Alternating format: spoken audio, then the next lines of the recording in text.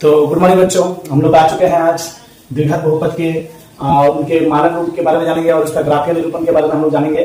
तो कल जैसे हम लोग पद के हिसाब से जान गए थे कि रैखिक बहुपद हम लोग किसको कहते हैं, जिसका क्या रहेगा, जिस बहुपद में चर का अधिकतम घातांक 1 रहेगा उसको कहते हैं रैखिक। और यहाँ पे देखिए, यहाँ पे कितना चर वाला है, 2 चर वाला है। ये जो है ये भी रैखिक बहुपद है और ये जो हम लोग का है ये भी रैखिक बहुपद है, ये भी हमारा रैखिक बहुपद है। ठीक है, तो ये 1 चर वाला बहुपद है और ये कितना चर वाला है, 2 चर वाला बहुपद है, ये भी रैखिक है। यहाँ पे देखिए पावर कितना है 1, यहाँ पे भी कितना है 1, तो यानी ये भी क्या है, रैखिक है। और यहाँ पे कंडीशन क्या होना चाहिए, a नॉट इक्वल टू 0, यानी ये रैखिक जो नाम पड़ा है, ये रैखिक जो नाम पड़ा किसके लिए पड़ा है, x के लिए पड़ा है, उसका पावर कितना है 1 है ना, तो उसका गुणांक जो होगा वो 0 नहीं होना चाहिए। यहाँ पे भी जैसे 2 चर वाला रैखिक बहुपद बोलेंगे इसको, तो यहाँ पे a और b क्या होगा, नॉट इक्वल टू क्या होगा 0, क्योंकि a और b यदि दोनों में से कोई एक 0 हो जाएगा तो उसके साथ साथ जो है यदि a 0 है तो ये x को भी क्या कर देगा, पूरा टर्म को गाइड कर देगा, यानी 0 into x क्या होगा 0 हो जाएगा, यानी x का नाम नॉमिनेशन मिल जाएगा, तो वो 2 चर वाला नाम नहीं रहेगा। तो ये कंडीशन है कि यहाँ a नॉट इक्वल टू 0। उसी प्रकार द्विघात बहुपद का मानक रूप क्या है, ax square plus bx plus c, जहाँ a नॉट इक्वल टू 0, क्योंकि इसका नाम द्विघात क्यों पड़ा है, क्योंकि x पावर 2 के लिए। यहाँ पे इस बहुपद में इस पद में हाईएस्ट पावर कितना है, 2 है, और इसलिए इसका नाम पड़ा क्या, द्विघात। यानी किसी भी बहुपद में हम लोग का जितना पद रहेगा उसमें जो उच्चतम घातांक होगा, ये देखिए यहाँ पे इस पद में पावर 2 है, इस पद में पावर 1 है, यहाँ पे तो कोई चर नहीं है, तो हाईएस्ट कौन बोला हुआ, तो इसके लिए इसका नाम क्या पड़ा था, द्विघात पड़ा था। तो इसका व्यापक रूप जो होता है, मतलब स्टैंडर्ड फॉर्म मानक रूप जो होता है ax square plus bx plus c, जहां यहाँ पे भी कंडीशन होगा a नॉट इक्वल टू 0। ठीक है, a नॉट इक्वल टू 0 क्यों, b क्यों नहीं, क्योंकि यहाँ पे द्विघात जो नाम पड़ा किसके लिए पड़ा, बस x स्क्वायर के लिए, जिसके लिए उसका नाम पड़ा है उसका गुणांक जो होगा वो 0 नहीं होना चाहिए। द्विघात नाम इसके लिए पड़ा, x स्क्वायर के लिए पड़ा, उसका गुणांक हम लोग का क्या हुआ, 0 नहीं होगा। ठीक है, तो ये तो उसका हम लोग का मानक रूप हो गया। त्रिघात बहुपद का भी इसी तरह होगा। त्रिघात बहुपद का क्या होगा, ये हम लोग का 3 नंबर त्रिघात बहुपद का जो होगा, त्रिघात बहुपद का मानक रूप क्या होगा, ax cube plus bx square plus cx plus d equal, है ना, जहां क्या होगा a नॉट इक्वल टू 0, क्योंकि त्रिघात नाम किसके लिए पड़ा है, x क्यूब के लिए पड़ा है, क्योंकि इसका यहाँ पे कितना पद है टोटल, 1 2 3 4 पद में देख रहे, पहला पद में x का पावर सबसे ज्यादा है, तो जिसके लिए उसका नाम पड़ता है क्या, उसी उतना घात, मतलब इस बहुपद का घात कितना हुआ 3, जिसके लिए उसको हम लोग त्रिघात कहें। तो यहाँ पे भी a क्या होगा, नॉट इक्वल टू 0 होगा। ठीक है, a नॉट इक्वल टू 0। तो अब ये तो मानक रूप तो हो गया, लेकिन उसका ग्राफीय निरूपण कैसा होता है ये जानना जरूरी है थोड़ा, है ना। रैखिक बहुपद का ग्राफीय निरूपण 9 क्लास में था और आप लोग का चैप्टर 3 में भी काम आएगा, है ना। तो हम लोग पढ़ेंगे कि 2 चर वाला रैखिक समीकरण का ग्राफीय निरूपण क्या होता है, 1 चर वाला का ग्राफीय निरूपण क्या होता है। तो यहाँ हम लोग देख लिए, इसका स्टैंडर्ड फॉर्म देख लिए, ठीक है, मानक रूप देख लिए हम लोग। तो देखिए ये जो है 2 चर वाला जो होता है, 1 चर वाला रैखिक जो बहुपद है, इसका ग्राफीय निरूपण जो होगा ये एक सरल रेखा होगा। क्या रेखा होगा, सरल रेखा। हम लोग बढ़िया से समझते हैं, ये जो रैखिक है मतलब उसका ग्राफीय निरूपण क्या होगा, सरल रेखा होगा। और द्विघात बहुपद है तो उसका ग्राफीय निरूपण क्या होगा, परवलय, जिसको इंग्लिश में हम लोग कहते हैं पैराबोला। ठीक है, तो ये जो हम लोग का ये द्विघात बहुपद के बारे में हम लोग क्लास 10 में है। ठीक है, इसका भी नॉलेज जरूरी है ना। ये भी चैप्टर 3 में मान लेते किसी ऑब्जेक्टिव में आ गया तो इसको भी थोड़ा हम लोग अच्छा से जानेंगे।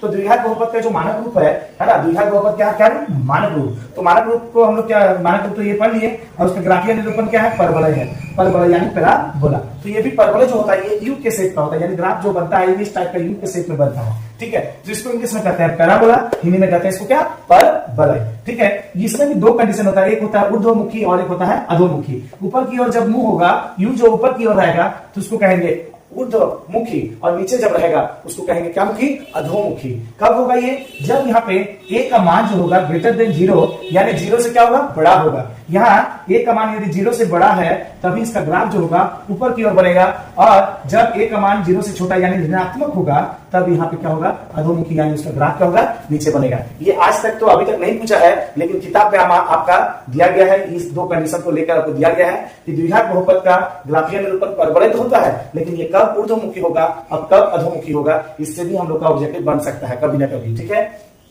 पिछले साल यानी 2025 का बात करें तो हम लोग का जो इतना साल से लगातार ग्राफ पूछा जाता है, बस उसमें शून्य का संख्या यानी 2.1 में जो क्वेश्चन पूछता है ना, चैप्टर 2 का 2.1 एक्सरसाइज में जो क्वेश्चन सब है उसी को पूछा जाता था। लेकिन 2025 में थोड़ा सा एक अलग क्वेश्चन पूछ लिया, इसी रिलेटेड एक क्वेश्चन पूछा था। ठीक है, तो उसको हम लोग जानेंगे। यानी 4 गो ग्राफ दे दिया था, बताइए बोलता है उसमें से कौन सा बोलता है द्विघात बहुपद का ग्राफ है, कौन सा नहीं है। तो ऐसे 4 गो ग्राफ दिया हुआ था, ऐसे 4 गो ग्राफ। तो आप लोग देख सकते हैं ये पहला ग्राफ भी है द्विघात बहुपद का, यू जैसा है। ये क्या मुखी है, अधोमुखी, ये ऊर्ध्वमुखी, ये भी क्या मुखी, अधोमुखी। लेकिन यहाँ देखिए एन जैसा दिख रहा है ना, तो यहाँ पे हम लोग इसको बोलेंगे कि ये द्विघात बहुपद का ग्राफ नहीं है। तो कैसे पहचानेंगे कि कोई द्विघात बहुपद का ग्राफ होगा, ठीक है। तो चलिए हम लोग तो चलिए हम लोग अभी द्विघात बहुपद के शून्यकों पर चर्चा करते हैं, ठीक है, जो कि हम लोग के लिए इंपॉर्टेंट है और क्लास 10 में यही टॉपिक है, इसको समझेंगे। उसके बाद हम लोग एक्सरसाइज 2.1 पे आ जाएंगे, ठीक है। तो ये द्विघात बहुपद जो होता है ये हम लोग जानते हैं कि क्या होता है, ax square plus bx plus c होता है, जहां a नॉट इक्वल क्या होता है, 0।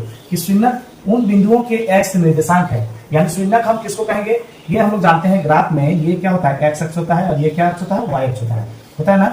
तो बोलता शून्यक जो होता है उन बिंदुओं के x निर्देशांक है जहां इस बहुपद का है ना को निरूपित करने वाला परवलय, यानी ये जो द्विघात बहुपद है उसको ग्राफ के माध्यम से जब दिखा रहे हैं हम लोग, निरूपित करने वाला परवलय, ये देखिए u जो है ये क्या है, परवलय है, पैराबोला x अक्ष को प्रतिच्छेद करता है। यानी हम शून्यक कब कहें, किसको कहेंगे शून्यक, जब हम लोग द्विघात बहुपद का हम लोग ग्राफ बनाएंगे और ग्राफ बनाने के बाद इस परवलय का ग्राफ जो होगा x अक्ष को जहां जहां प्रतिच्छेद करेगा, ये मेरा x अक्ष है, x अक्ष है, जहां जहां प्रतिच्छेद करेगा वही जो बिंदु होगा उस बहुपद का शून्यक को दर्शाएगा, ठीक है। वही बिंदु जो होगा उस बिंदु का मतलब क्या होगा, उस ग्राफ का क्या दिखाएगा, शून्यक। यानी भाषा तो समझ आ गया है कि शून्यक उन बिंदुओं के x निर्देशांक है, इस बहुपद का शून्यक उन बिंदुओं के x निर्देशांक है, उन बिंदुओं के x निर्देशांक है जहां ये बहुपद को निरूपित करने वाला परवलय, ये बहुपद को जो है, ये द्विघात बहुपद को जब हम लोग ग्राफीय विधि से निरूपित कर रहे हैं और ये जो परवलय बना है ना, परवलय x अक्ष को प्रतिच्छेद करती है, यानी x अक्ष को जहां जहां ये ग्राफ प्रतिच्छेद कर रही है वो उसका शून्यक कहलाएगा। जैसे इस ग्राफ में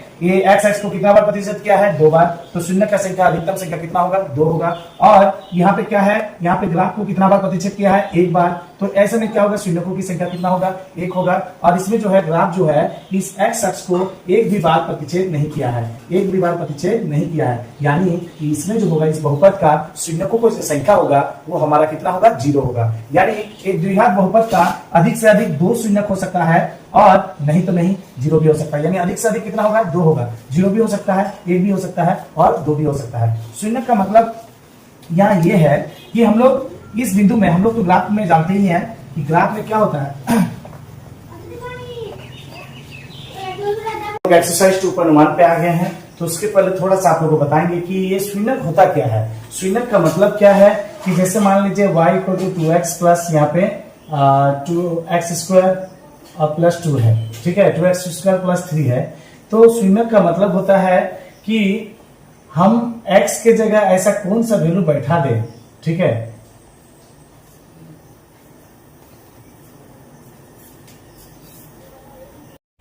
चलिए तब हम लोग यहाँ पे 2.1 में देखते हैं कि यहाँ ये जो बहुपद px दिया गया के लिए y को तो px का ग्राफ में शून्यकों की संख्या बताना है यहाँ पे, है ना। ये 2.1 में है, यहाँ पे क्या बताना है कि शून्यकों की px के शून्यकों की संख्या। क्वेश्चन अधूरा है, तो यहाँ पे बताइए क्या ये ग्राफ हम लोग पहले ही जाने कि कोई भी ग्राफ दिया रहेगा और वो x अक्ष को जितना बार प्रतिच्छेद करेगा वही हो जाएगा उसका शून्यक की संख्या। क्या ये जो ग्राफ दिया गया है, बताइए ये ग्राफ x अक्ष को प्रतिच्छेद किया कि नहीं, तो यहाँ पे शून्यकों की संख्या कितना हो जाएगा, 0 हो जाएगा। यहाँ पे जो होगा ये ग्राफ जो है x अक्ष को कितना बार प्रतिच्छेद किया है, 1 बार किया है, तो यहाँ पे शून्यकों की संख्या कितना हो जाएगा, 1 हो जाएगा, ठीक है। यहाँ पे कितना बार, 1 2 3 बार प्रतिच्छेद किया है, तो यानी यहाँ पे शून्यकों की संख्या कितना हो जाएगा, 3 हो जाएगा। यहाँ पे कितना हो जाएगा, शून्यकों की संख्या 2 हो जाएगा, है ना। यहाँ 2 हो गया, यहाँ कितना, 1 2 3 4 हो गया। और यहाँ पे बताइए 1, यहाँ पे 1 बार स्पर्श किया है, 2, यहाँ पे 3, तो ये कितना हो गया, शून्यकों की संख्या 3 हो गया। अच्छा, शून्यक हम लोग सिर्फ x अक्ष को ही क्यों देखते हैं, y को क्यों नहीं देखते हैं, चलिए इसको थोड़ा सा समझते हैं। शून्यक का मतलब हम लोग इसमें समझ आ गया ना, तो हम लोग भाषा में यदि लिखना चाहते हैं तो क्या लिखेंगे, कि लिखेंगे शून्यकों की संख्या, यहाँ लिखेंगे कैसे करके लिखेंगे कि शून्यकों की संख्या बराबर 2। क्यों, कारण दे देंगे, क्योंकि यदि लिखना चाहते हैं, क्योंकि, है ना, क्योंकि के बाद क्या लिखेंगे, क्योंकि ग्राफ x अक्ष को कितना बिंदु पर प्रतिच्छेद कर रहा है, 2 बिंदु पर क्या कर रहा है, प्रतिच्छेद करता है, या प्रतिच्छेद कर रहा है, इसलिए लिखेंगे शून्यकों की संख्या बराबर 2। शून्यकों की संख्या बराबर 2 क्योंकि ग्राफ जो है, ये ग्राफ जो है x अक्ष को 2 बिंदुओं पर प्रतिच्छेद करता है, ऐसा लिखेंगे और हम लोग का 1 नंबर मिल जाएगा। यानी ये तो ऑब्जेक्टिव पे आएगा, ऑब्जेक्टिव पे आने से तो अभी तो सब्जेक्टिव पे आता नहीं है। सब्जेक्टिव में पहले क्या आता था, 1 लाइनर में मतलब लिखना पड़ता था, अभी तो ये सब सब्जेक्टिव में आता है।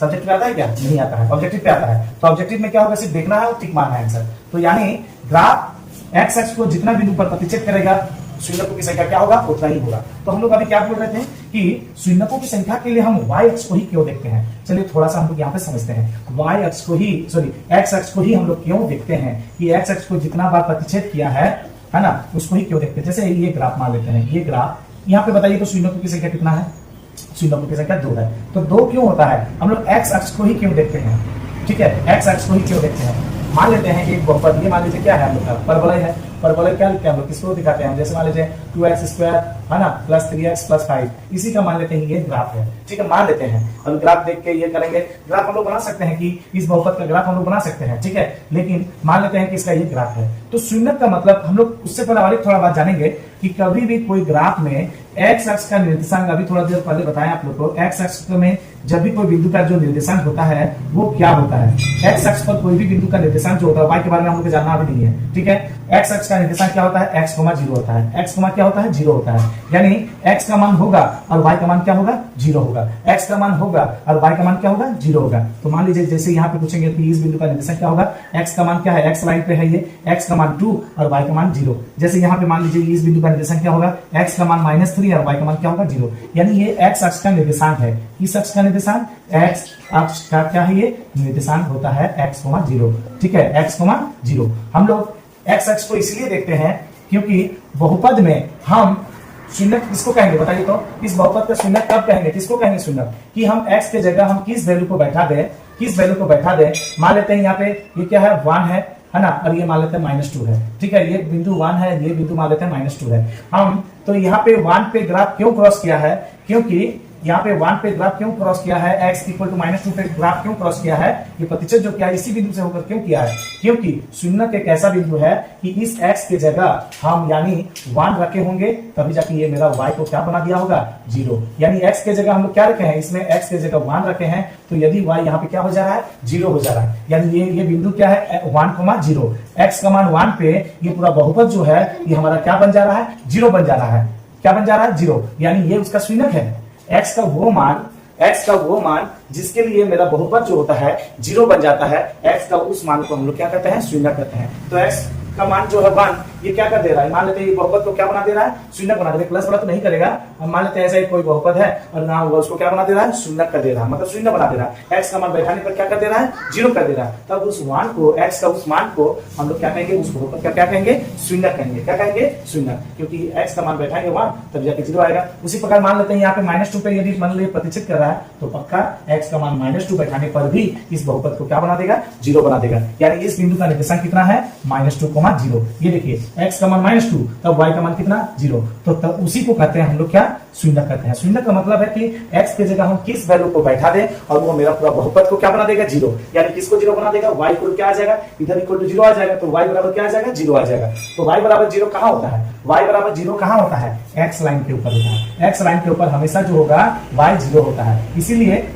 यानी x लाइन को इसलिए हम लोग पकड़ते हैं क्योंकि हम जानते हैं कि x का कुछ मान बैठा रहे हैं और उस मान को बैठाने पर हमारा पूरा बहुपद जो क्या बन जा रहा है, 0 बन जा रहा है। यानी y बराबर क्या हो रहा है, 0 हो रहा है। तो इसको क्या कहते हैं, शून्यक कहते हैं। तो शून्यक का पता कहां चलेगा, जहां y क्या है, 0 और x का मान मतलब बैठा रहे हैं, ये -2 बैठा रहे हैं, -1 बैठा रहे, तो y हमारा 0 होता है। तो y 0 कहां पे होता है, y 0 होता है x अक्ष पर। इसीलिए हम लोग इसी पॉइंट को x लाइन के ऊपर ही हम लोग ध्यान टिका के रखते हैं कि हमारा ग्राफ x अक्ष कहां काट रहा है। यानी यहाँ पे x का वैल्यू है और y का वैल्यू क्या है, 0। इसी का मतलब तो वही होता है, शून्यक का मतलब क्या होता है, x का वो वैल्यू जिसके लिए हमारा y 0 हो जाए। और y 0 कहां पे होता है, x लाइन पे होता है। तो शून्यक को जैसे ही हम लोग को खोजना है तो हमें एकदम बिल्कुल जाके कहां चला जाना है, x लाइन के ऊपर चला जाना है। क्योंकि x लाइन में हमको क्या बताता है, उस बहुपद का शून्यक के बारे में हमको दिखाता है। क्योंकि x लाइन में x का वैल्यू होगा और y का मान 0 होगा, वही तो है शून्यक। शून्यक का मतलब है x का वो मान जिसके लिए हमारा y जो है यानी क्या हो जाए, 0 हो जाए। और y 0 कहां पे होता है, y 0 कहां पे होता है, x लाइन के ऊपर होता है।